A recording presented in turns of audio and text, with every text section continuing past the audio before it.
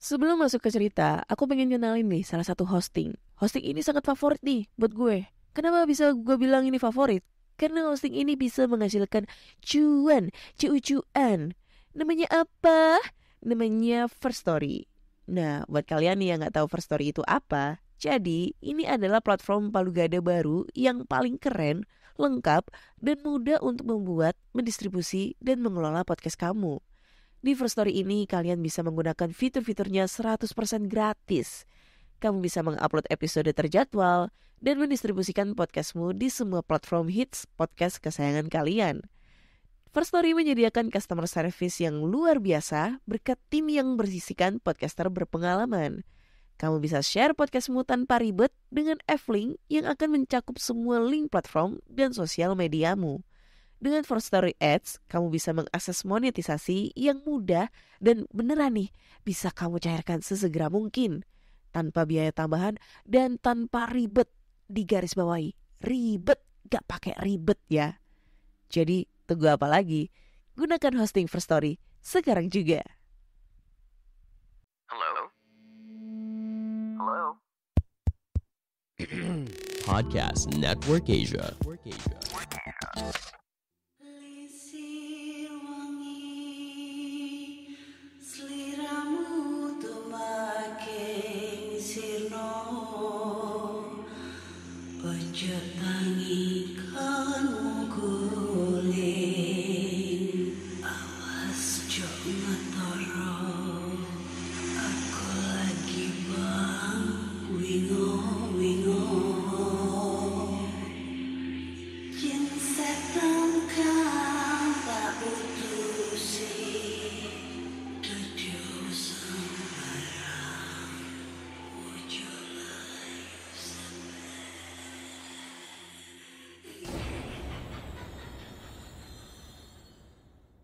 Hai Rek, iya apa kabar? Ketemu lagi dengan aku si Ana di podcast kisah horor.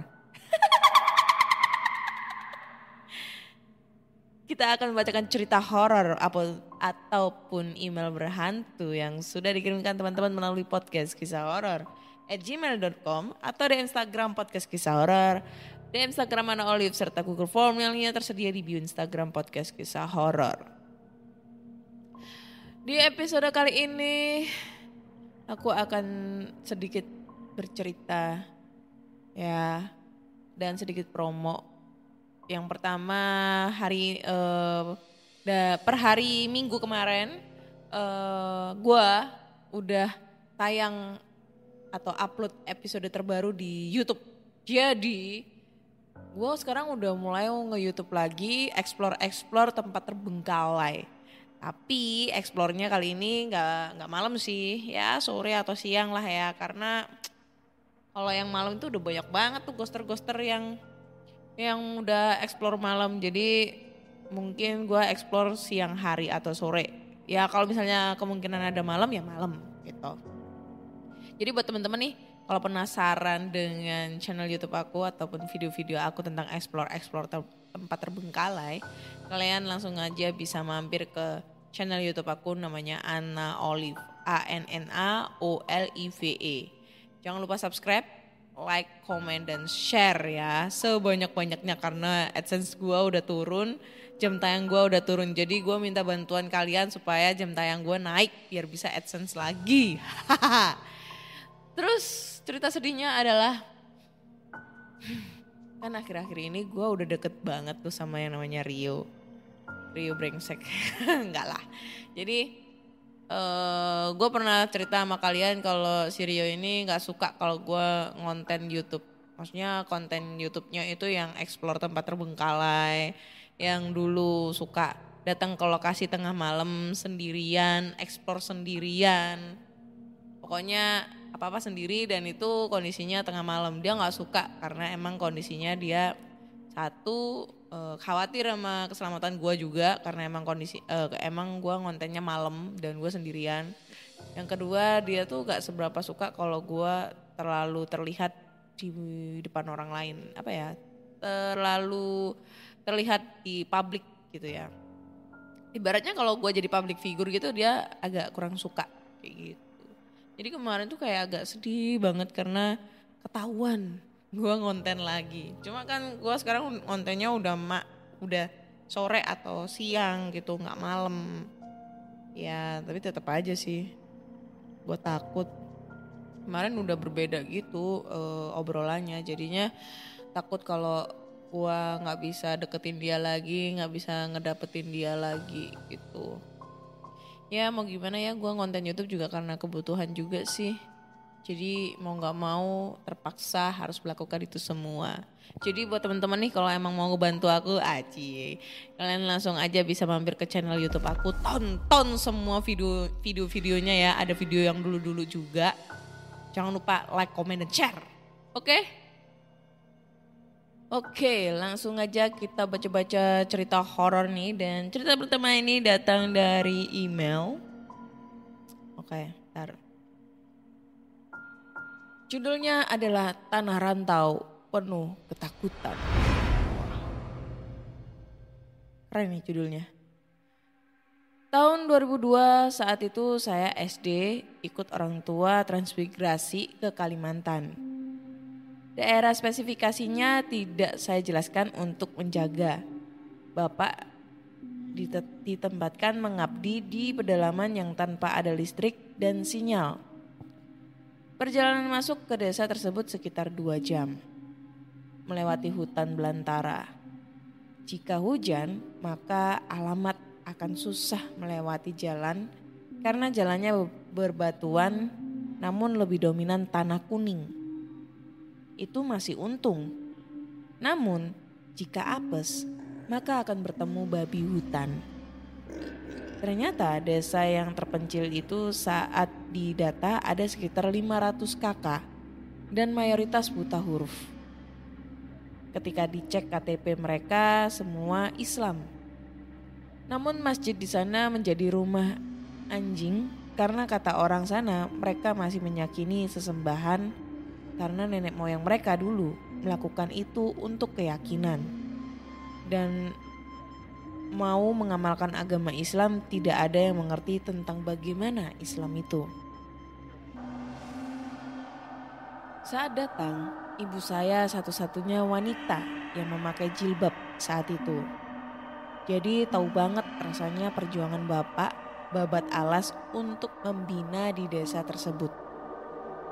Singkat cerita 5 tahun kemudian bapak bisa pelan-pelan membawa prestasi hingga tingkat provinsi menjadi sekolah pedalaman terbaik seprovinsi.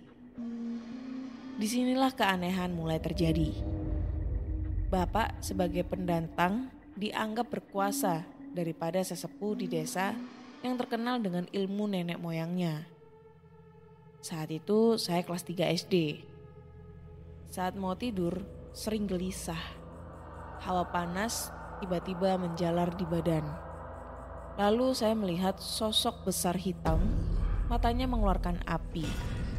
Saya teriak kencang, saya gedor kamar bapak ibu. Namun saat ingin bicara, tiba-tiba suara saya hilang. Di situ saya nangis tanpa suara. Keringat sekujur tubuh, badan saya yang menggigil hebat, dan saya tidur dalam pelukan bapak. Besok paginya saya bangun dengan kondisi punggung melepuh, mengeluarkan nanah, darah, seperti terbakar api. Padahal sehari sebelumnya saya sehat walafiat.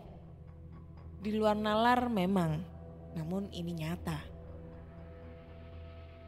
Ibu bapak ikhtiar berobat ke mantri. Bawa saya ke kota untuk berobat namun nihil. Saya tersiksa hampir 2 bulan lamanya. Semua obat saya coba. Sampai saya berdoa jika memang waktu itu umur saya akan diambil, saya siap Tuhan. Dengan kondisi seperti itu, setiap mau tidur saya selalu dihantui oleh banyak makhluk aneh. Ketika makan selalu muntah, hingga badan saya hanya kulit dan tulang. Semua yang melihat pasti akan prihatin. 2 bulan ikhtiar dokter dan terus berdoa.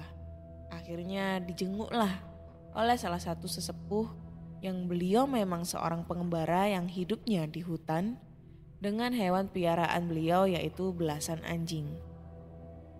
Saya ingat betul beliau bilang seperti ini. Besok anak Pak Guru bisa sembuh. Ini cuma perlu disembur. Tapi dengan orang yang punya anjing minim 50 ekor. Dan orang itu si A. Karena untuk menemukan penduduk yang memiliki anjing banyak itu gak sulit. Mayoritas semua memelihara hewan tersebut untuk teman berburu. Kata beliau, ini kiriman sebenarnya untuk bapak saya. Tapi karena doa bapak istiqomah, akhirnya gak masuk dan masuknya ke saya. Malamnya bapak ibu bawa saya ke KI. Panggilan untuk orang tua. Saat lihat luka di punggung saya, beliau diam sambil mengunyah sesuatu. Entah apa itu saya kurang tahu.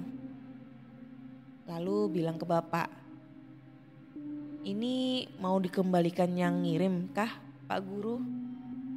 Bapak tanya, jika dikembalikan akan bagaimana? Akan lebih parah dan berakhir mati mengenaskan Pak Guru.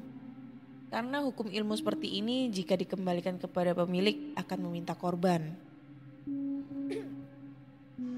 Bapak saya kaget dan bilang, tidak perlu KI, biar itu menjadi urusan dia dengan Tuhan. Saya hanya ingin anak saya sehat. Qadarullah setelah disembur saya bisa tidur nyenyak malam itu. Untuk pertama kalinya dalam 2 bulan. Dan luka di punggung saya lepas seperti seakan-akan itu hanya tempelan. Padahal jika luka pada umumnya akan meninggalkan bekas di kulit. Namun saat itu bersih. Itu ada salah satu dari 3 santet yang saya alami selama hidup di pedalaman. 2 lainnya lebih parah.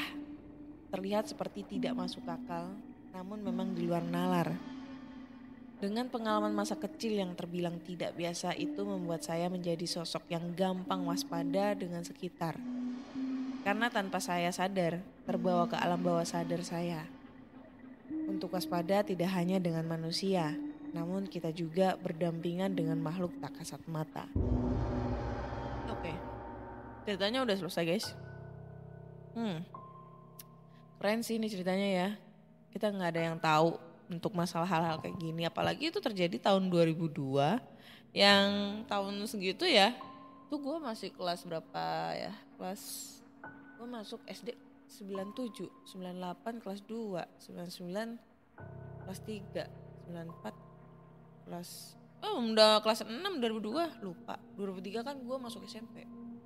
Dan asal kalian tahu untuk para bocil-bocil yang sekarang ngedengerin, wah, zaman-zaman 2002, 2000-an atau 90-an pokoknya zaman milenial itu aduh, semuanya itu masih serba susah. Enggak seperti sekarang sih ya. Ibaratnya itu di zaman seperti itu di daerah rumahku sendiri yang ibaratnya ini sekarang udah kota ya. Kota banget, udah ramai penduduk. Dulu tuh sangat sepi banget. Rumah-rumah masih jarang-jarang.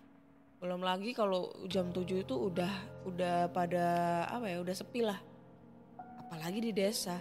Kalau di desaku di daerah Kediri, desanya mamaku, itu di tahun segitu tuh masih banyak orang yang mendalami ilmu hitam. Banyak banget sih. Kenapa aku bisa bilang kayak gini? Karena dulu Pak Po, bilangnya Pak D aku. Itu dulu juga pernah menjadi salah satu korban ilmu hitam. Tapi gak sampai ke Pak Deku. Karena emang Pak Deku dibilang agamanya sangat kuat banget sih. Tiap hari ke musola untuk azan. Pokoknya kuat banget lah agamanya. Jadi pada saat ada salah satu orang gak tahu ya, mungkin tetangga desa atau mungkin tetangganya rumahnya gak suka sama Pak Deku karena sesuatu hal, dikirimlah santet tapi gak kenanya ke anaknya. Sama nih kayak ceritanya mbaknya ini, kena ke anaknya. Jadi waktu itu saudaraku sampai ini kurus kering kurus kering gitu, nggak bisa makan. Jadi kalau makan itu muntah. Tapi yang anehnya dia itu makan kayak makan kecoa gitu, mau dimakan dan segala macam. Dibilang gila enggak, karena emang kalau ditanyain nyaut. Kalau misalnya diajak ngobrol itu masih nyaut ya, kayak manusia pada umumnya sih, masih normal lah ibaratnya. Yang nggak normal sih ya mungkin dalam hal makannya atau mungkin badannya kayak gitu-gitu. Sembuhnya itu pada saat dia dibawa ke salah satu kiai yang terkenal di Lirboyo sana. Nah itu dibilang ini kiriman santet. Akhirnya selang 1 minggu santet dikembalikan, yang ngirim santet meninggal. Bukan dukunnya yang meninggal, tapi yang ngirim santet. Serem kalau masalah ilmu hitam itu, gak ada matinya coy. Next, lanjut ke cerita berikutnya, dan cerita berikutnya ini datang dari Google Form. Gantian ya. Cerita berikutnya ini judulnya Kepala Terbang. Uyang nih kayaknya ya, kepala terbang. Oke. Hai Kak Ana, kenalin nama aku Indah. Kali ini aku mau cerita tentang pengalamanku ngelihat sosok kepala terbang. Kejadian ini terjadi tahun 2019. Dan ingat betul saat itu saya sedang dekat dengan pria asal Tasikmalaya. Sebut saja si Dia gitu ya Kak. Pada suatu malam saya sama si Dia lagi video call. Hanya ngobrol biasa dan posisi saya sambil tiduran di kamar. Capek tiduran, akhirnya saya posisi duduk di atas ranjang sambil senderan di dinding kamar. Dan pas di atas kepala saya itu ada tas saya yang dicantolin di paku. Asik saya ngobrol sama Dia, tiba-tiba video call dimatikan sama Dia. Gak tahu kenapa, tiba-tiba aja. Bukan karena jaringan yang gak bagus, tapi memang dimatikan sepihak. Ada rasa sedikit kesel, soalnya lagi nyerocos malah dimatikan. Langsung saya chat, kira-kira begini. Saya, kenapa dimatiin kenapa dimatiin gitu ya. Enggak takut atuh Din, gak berani. Loh kenapa? Emang ada apa? Kok tiba-tiba takut? Padahal tadi lagi asik cerita. Tadi pas Vici sama kamu tiba-tiba ada kepala terbang di atas kamu Din. Takut aku. Loh di mana? Gak ada apa-apa kok. Salah tengok mungkin. Posisi sambil celingak-celinguk lihat atas kepala yang atasnya cuma tas ngegantung. Di atas kepala kamu Din. Terbang dia ngelewatin tas kamu itu. Kepala terbang serem banget. Takut gak mau Vici lagi sama kamu. Loh kok gitu? Masih dalam keadaan bingung lihat sekeliling kamar, tapi emang gak ada apa-apa. Gak ada yang menyeramkan. Saya keluar kamar, terus langsung cerita sama ibu kalau tadi Vici sama si Dia, terus dianya lihat kepala terbang di atas tas, pas di atas kepalaku. Ibu cuma bilang, iya itu paling cuma numpang lewat, biasanya gitu. Sayanya posisi bingung makin dibuat bingung sama ibu. Yang santai kali jawabnya itu kepala hanya cuma lewat. Terlalu banyak kejadian aneh di rumah Kak. Di sekitar rumah, bahkan di kampung tempat tinggal saya sendiri. Banyak yang bilang emang serem. Next mungkin aku akan cerita-ceritaan selanjutnya. Oke, thanks Indah buat ceritanya. Halu kali si cowoknya. Atau mungkin ya karena emang dianya gak mau deket sama kamu lagi nih. Sorry to say ya. Mungkin dia gak mau deket sama kamu lagi. Terus dia alasannya serem Idin. Dinda apa Indah sih namanya? Dia bilang Indah kok Din. Pokoknya gitu deh. Serem dah. Gitu aja deh. Ada kepala terbang lewat di atas kepalamu. Ih, nggak mau Vici lagi nggak mau Vici lagi sama kamu. Masa lu sebagai cewek tidak peka dengan omongan seperti itu, ya kan? Kalau emang dia bener-bener cowok dan gentle dan emang nanggepin kamu walaupun lu masih PDKT gitu ya. Dia bakal kayak matiin jebret. Hati-hati di sana ada kepala terbang. Maaf ya aku matiin takut. Nanti aku coba deh cari tempat lain, nanti aku Vici gitu. Bukan ngomongnya kayak gitu anjrit yang bilang serem nggak mau Vici lagi sama kamu. Tahu kan artinya apa? Ya artinya dia udah nggak mau gitu sama kamu. Dia udah nggak mau, udah ketama Allah. Dan dia udah nggak mau Vici sama lu gitu ya. Mungkin sih, gue kan nggak tahu. Tapi biasanya sih kadang itu tanda-tanda cowok ilfil itu atau mungkin tanda-tanda cowok ingin menjauhkan diri sama kita itu kayak gitu. Gue tuh udah pengalaman anjrit. Dulu tuh gue jelek banget, sumpah jelek. Sampai sekarang juga gue jelek sih.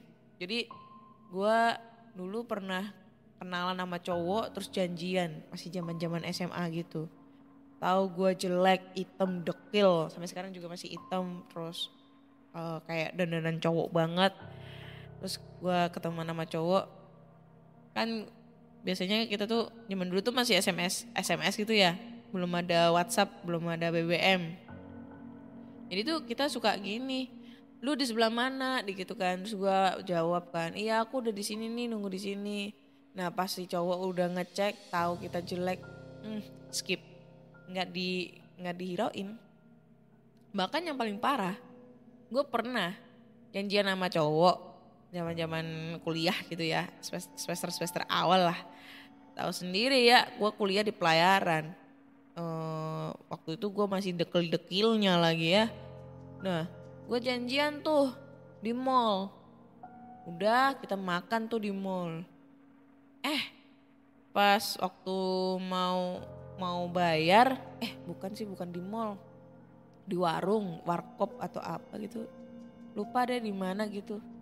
Pokoknya makannya tuh bayarnya tuh belakangan gitu. Pas udah mau bayar, dianya tuh alasan mau ke toilet.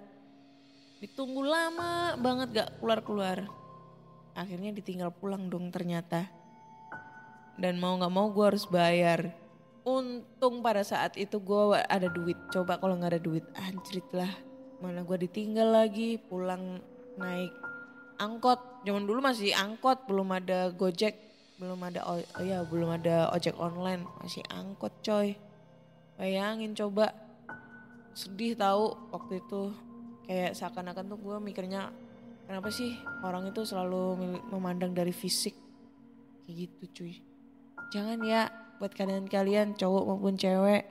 Jangan melihat seseorang itu dari fisik kalau memang kalian tuh suka.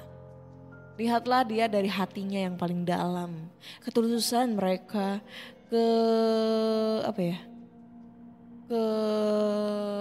kejujuran mereka dan tanggung jawab mereka. Gitu. Karena nyari yang seperti itu langka guys, beneran langka. Jadi hargainlah orang lain kayak gitu ya. Wah ini mah bukan podcast horor lagi nih, podcast galau-galau nih ya jadinya ya. Oke deh. Kayaknya cukup sekian dulu di episode ke-200, 205. So buat teman-teman semua nih, kalau kalian punya cerita-cerita horor, kalian langsung aja bisa kirim cerita kalian ke podcastkisahhoror@gmail.com atau DM Instagram Podcast Kisah Horor, DM Instagram Ana Olid serta Google Form yang linknya tersedia di bio Instagram Podcast Kisah Horor. Terus jangan lupa dengerin Podcast Kisah Horor di Spotify, Google Podcast, Apple Podcast serta di Noise. Jangan lupa juga tinggalin komentar-komentar kalian karena nantinya komentar kalian bakal gue baca satu persatu.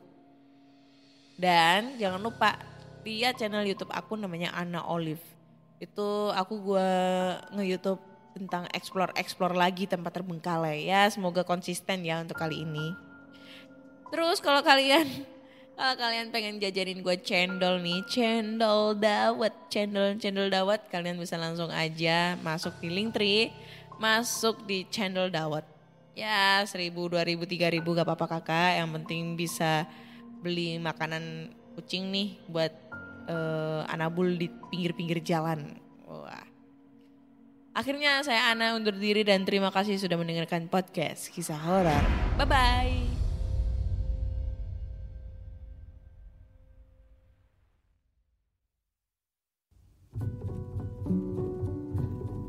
Pandangan dan opini yang disampaikan oleh kreator podcast, host, dan tamu tidak mencerminkan kebijakan resmi dan bagian dari podcast Network Asia. Setiap konten yang disampaikan mereka di dalam podcast adalah opini mereka sendiri dan tidak bermaksud untuk merugikan agama, grup etnik, perkumpulan, organisasi, perusahaan, perorangan, atau siapapun dan apapun.